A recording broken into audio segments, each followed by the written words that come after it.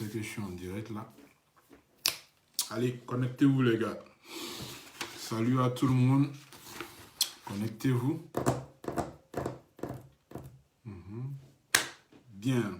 Ahmed de Medeiros, salut à toi. Ali Sanogo, salut à toi. Salut Cissé, salut Benito, salut Guillaume, Sapex. Salut Lassina Shérif, salut à toi. Babel, Brahima et tout. Zo Abbé de Turin, Traoré Ousmane, voilà, salut à tout le monde, salut. Alors connectez-vous rapidement, on va parler d'un truc qui franchement vient de, voilà, ça vient de me bousculer façon là, d'un côté négatif, tranquille. Et franchement, voilà, ça me choque. Et jusqu'à aujourd'hui, j'arrive pas à comprendre comment se fait-il que la Côte d'Ivoire émergente a encore ce type de problème-là. Donc, connectez-vous, on va en parler. Voilà.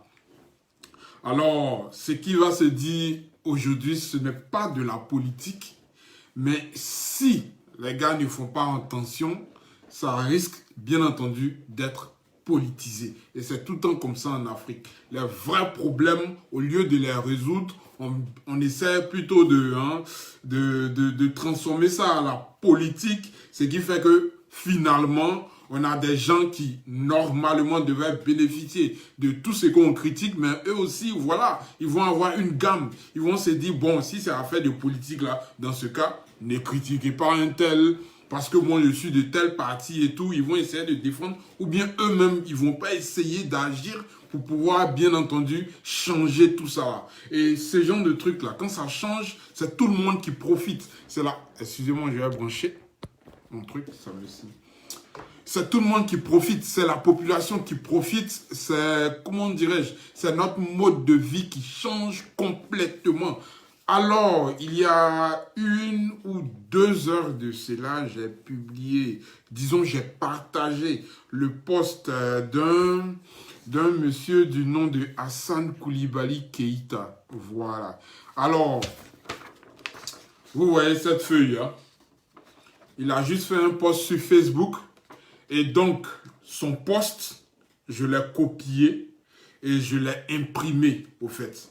Donc, j'ai imprimé son post et lire bien dans tous les détails ce qu'il a écrit et ce qu'il a expliqué, ce qu'il a dit.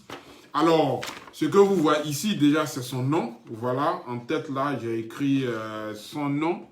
Si vous voyez, ok, bon, c'est renversé, bah voilà. Mais ce que vous voyez en rouge, c'est lui, son intervention et l'intervention de sa famille, ce que vous voyez en orange. Et en vert, c'est l'intervention des professeurs ou bien des infirmiers, des médecins sur place. Et ici, en fléau, vert fléau, là c'est l'intervention finale du médecin traitant. Alors, il a essayé d'associer toutes ces informations-là, lire proprement son poste et puis essayer de voir ce qui n'allait pas et bien entendu essayer de tirer aussi les failles et tout ça pour pouvoir bien entendu faire ma vidéo. Alors, pour ceux qui ont déjà vu le post, savent déjà de quoi je vais parler, mais pour ceux qui prennent en cours la vidéo, qui se sont connectés sur Facebook uniquement parce que Monsieur Vao est en ligne et qu'il va les aider à dormir moins bête, alors je vais reprendre, comment dirais-je, le texte de Monsieur Hassan Koulibaly Keïta.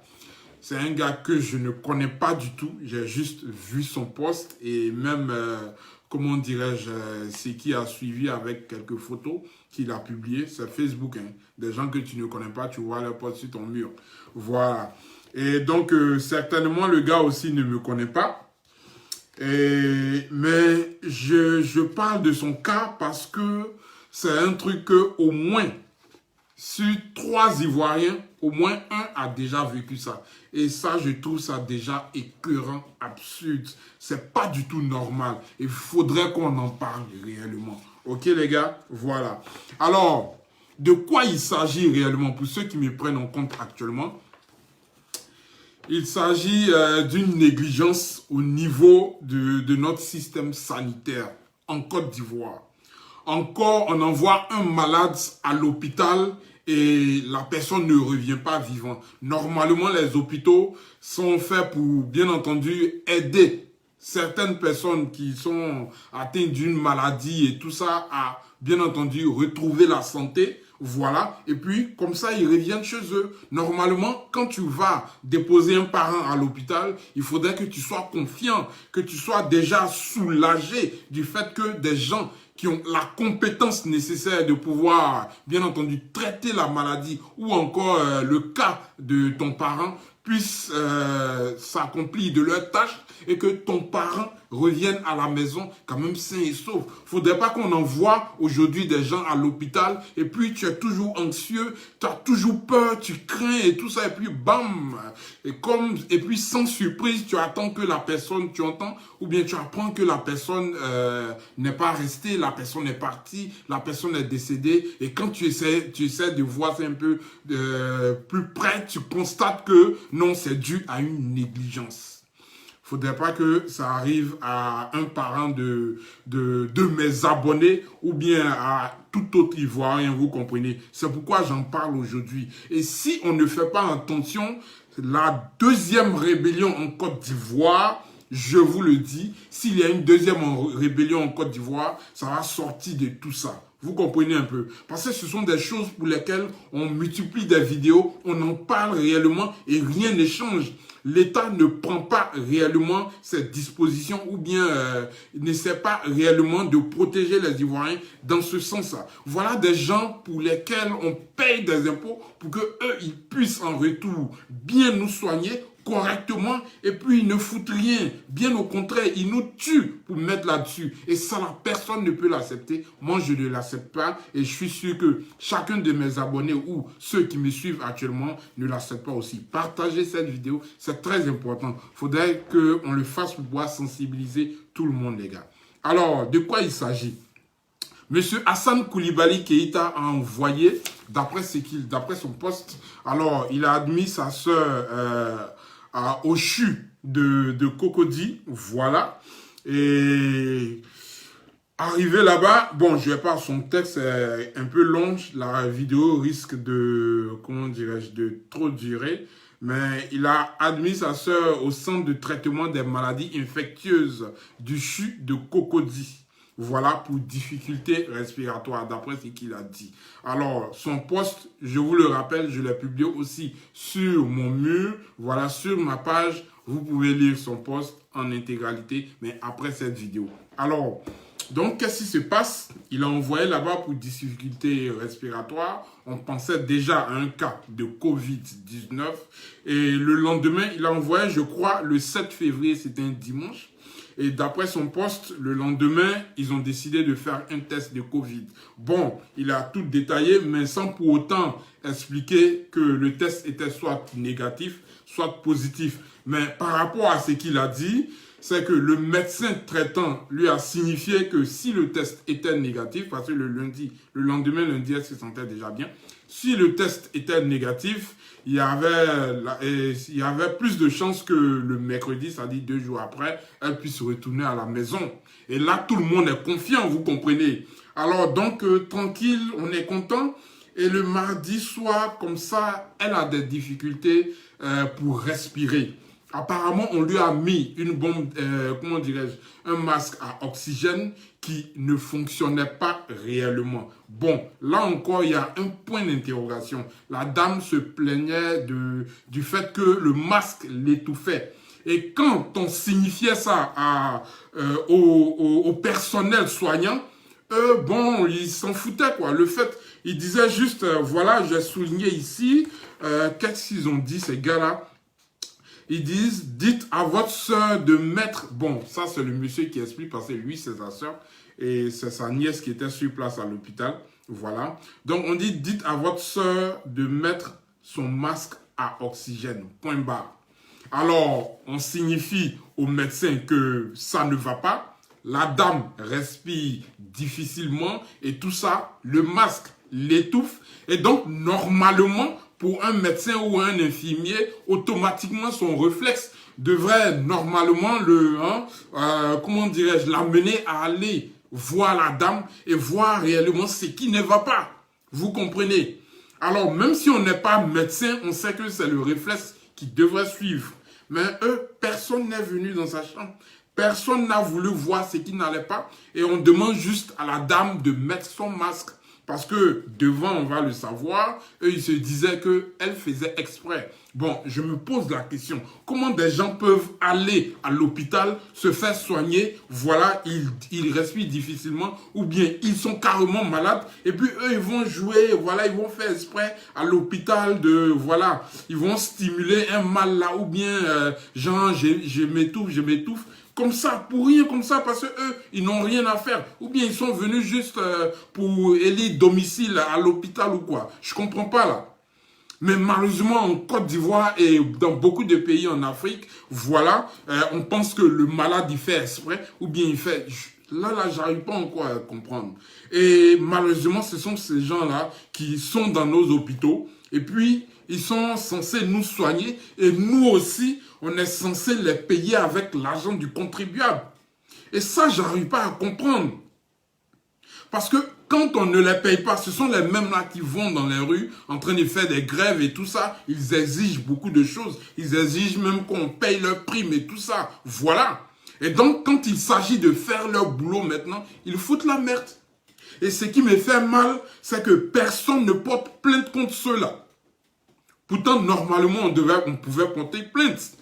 Mais le truc, c'est qu'il y a une certaine mafia qui se forme à ce niveau-là. Parce que le médecin connaît peut-être un juge, ou bien donc il va appeler pour dire au juge qui, bien entendu, traite le dossier de plainte et tout ça, que non, qu'il laisse tomber. Et puis finalement, il y a des gens aussi qui portent plainte, et puis bon, on ne sait pas où ça s'en va, et puis on est dans le néant, et puis finalement on oublie, et puis ça passe. Et quand c'est comme ça, les mêmes personnes font les mêmes dégâts, et il y a des gens, il y a des innocents qui meurent toujours, chaque seconde qui passe. Et ça, c'est pas normal. Moi-même qui vous parle, j'ai été victime de tout ça. Voilà, parce que mon père aussi est mort dans les mêmes conditions. Il était admis au CHU de Yopougon. Il devait faire sa toute première dialyse parce qu'on l'a diagnostiqué comment dirais-je, voilà. Ils ont trouvé qu'il avait insuffisance rénale et donc il fallait procéder à une dialyse et tout ça. On fait la dialyse. Et ils savaient que non, ils ont mal placé l'aiguille, ou bien ils n'ont pas très bien fait la dialyse, ou bien la machine était défaillante. En tout cas, on n'a pas très bien saisi ce qui s'est passé. Mais bam, mon père est parti. Comme ça, gratuitement, juste pour négligence. Des gens qui n'inspectent même pas leur matériel, et puis ils viennent, ils posent sur le patient. Voilà la dame ici qui, on ne sait même pas si la bombe à oxygène fonctionnait normalement. Et donc, on lui met le masque à oxygène, elle s'étouffe et on dit que non, voilà, elle faisait exprès et tout ça. Et puis bon, on la néglige pendant plusieurs heures jusqu'au lendemain. La dame a fini par mourir. Et ça, franchement, c'est révoltant au fait. Vous comprenez? C'est révoltant. Ce sont ce genre de trucs-là qui créent une certaine rébellion. Voilà les gars. Et c'est ça les vrais problèmes sur lesquels normalement on devrait multiplier les vidéos pour que ça change.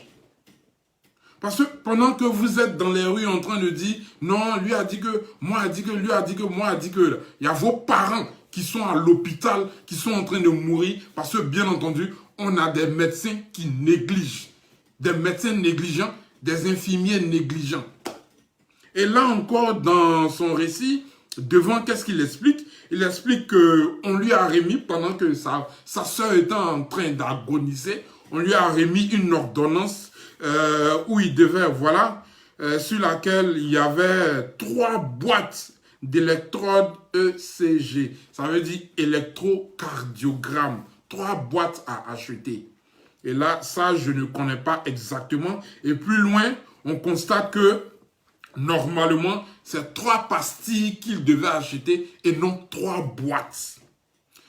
en allant acheter déjà les, comment dirais-je, à la pharmacie, les pharmaciens étaient étonnés parce que 3 boîtes, c'est trop. Donc, ils lui ont donné juste une boîte d'après son récit. Ils lui ont juste donné une boîte. Et arrivé à l'hôpital, ils savaient qu'ils n'avaient même pas besoin d'une boîte parce que dans une boîte, il y a 100 pastilles. Ils ont juste besoin de 3 pastilles. Et là, on lui fait une ordonnance, aller acheter 3 boîtes. Sachant que dans chaque boîte, il y a 100 pastilles.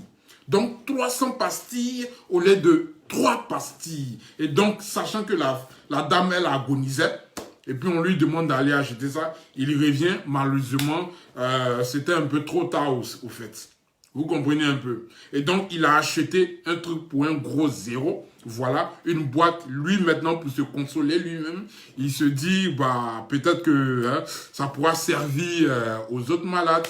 Voilà, il est obligé de faire un peu de trucs, comment dirais-je, de social, voilà, pour pouvoir lui-même essayer d'assoupir aussi sa douleur.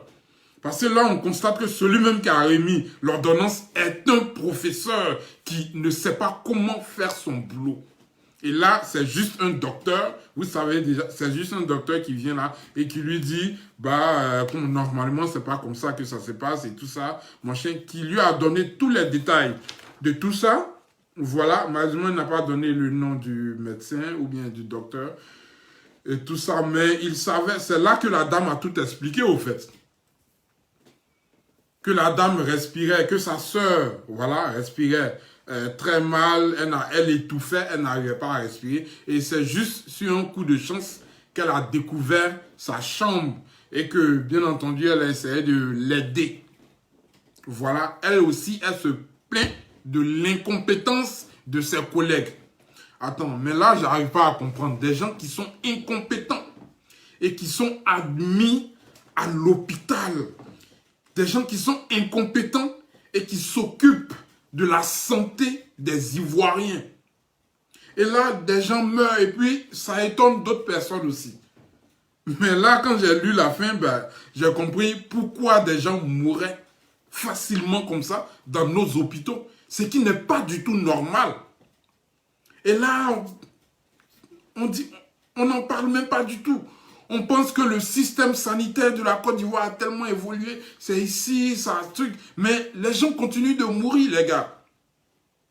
Les gens continuent de mourir dans les hôpitaux. Et ça, c'est pas normal.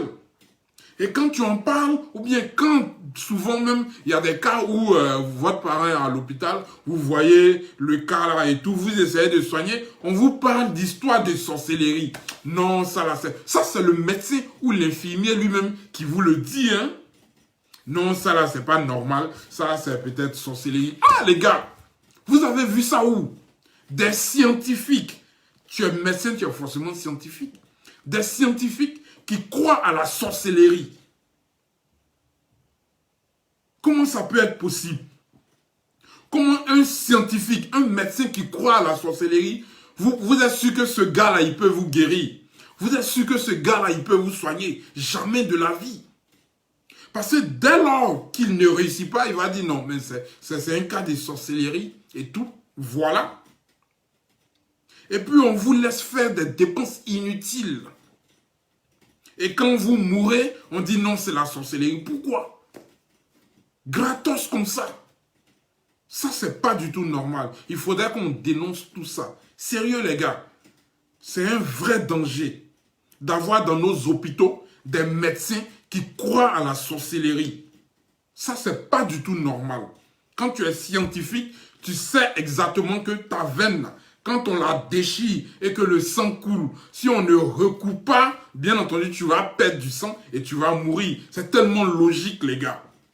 C'est tellement logique.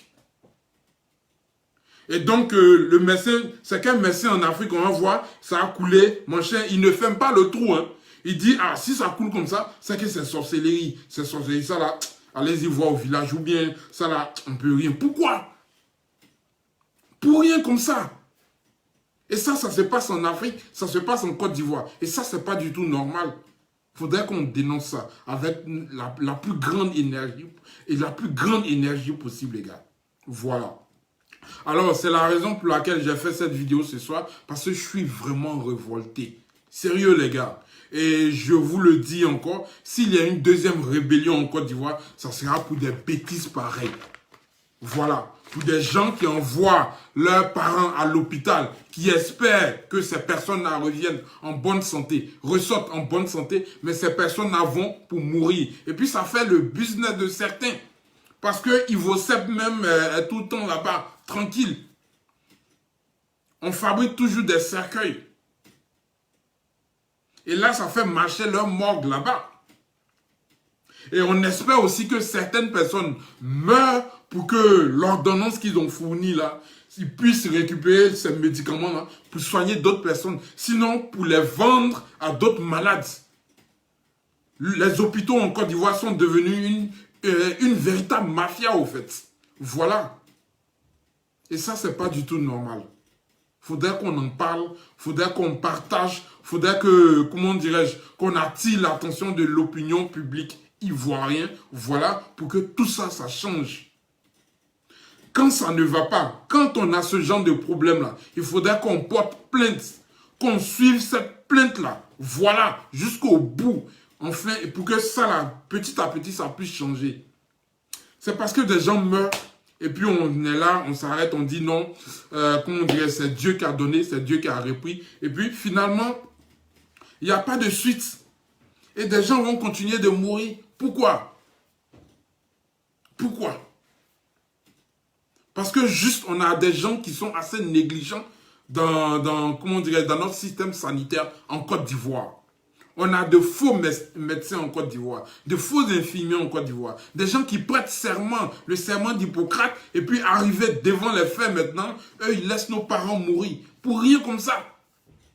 Avec ça, vous allez voir d'autres personnes dire, bon, ce sont les mêmes aussi, parce qu'eux aussi n'ont pas, voilà, nos dirigeants là, parce qu'eux-mêmes là, ils n'ont pas confiance en notre système sanitaire là, les raisons pour lesquelles eux aussi, ils vont se faire soigner en Europe. Vous comprenez? Et ça, c'est un véritable problème. C'est un véritable problème, les gars. Donc, ça veut dire en clair que nos médecins en Côte d'Ivoire ne sont pas compétents. Donc, eux-mêmes, ils l'approuvent. Et donc, qu'est-ce qu'il faut faire pour changer cela? Rien du tout. On laisse juste le peuple se débrouiller avec eux. Mais pourquoi? Pour qu'on accepte que moi, sinon on me poursuit, pour que moi je paye toujours mes impôts, pour pouvoir payer les médecins, les professeurs et tout ça, même l'entretien des CHU en Côte d'Ivoire, on me poursuit pour ça. Paye tes impôts, on me persécute même, paye tes impôts. Je paye et puis rien du tout. Et vous trouvez ça normal, les gars? Moi, je trouve pas ça normal. Alors là, pas du tout, les gars. Pas du tout. On ne va pas accepter que les gens partent dans les hôpitaux et qu'ils meurent à tout moment.